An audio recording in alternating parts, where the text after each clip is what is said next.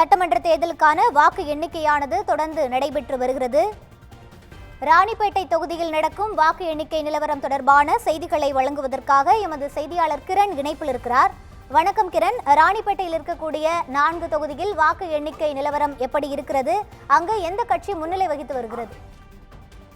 வணக்கம் ரூபி. நிச்சயமாக தற்போது ராணிப்பேட்டை மாவட்டத்தில் உள்ள ஆற்காடு, அரக்கோணம், ராணிப்பேட்டை, ஷோலிங்கர் ஆகிய 4 சட்டமன்ற தொகுதிகளுக்கான வாக்கு எண்ணிக்கை வாலாஜப்பேட்டை அறிஞர் அண்ணா மகளிர் கலைக் கல்லூரியில் மாவட்ட தேர்தல் நடத்தும் அலுவலரும் மாவட்ட ஆட்சியருமான சந்திரகலா தலைமையில் தற்போது தொடர்ந்து வாக்கு எண்ணும் பணிகளானது நடைபெற்று வருகிறது.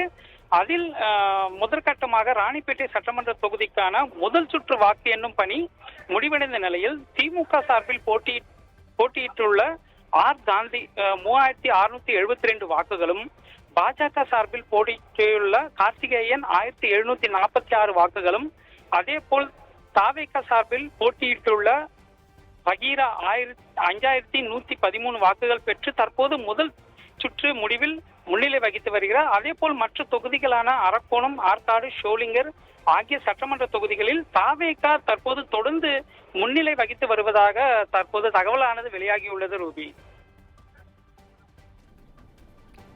விவரங்களை வழங்கியமைக்கு நன்றி கிரண்.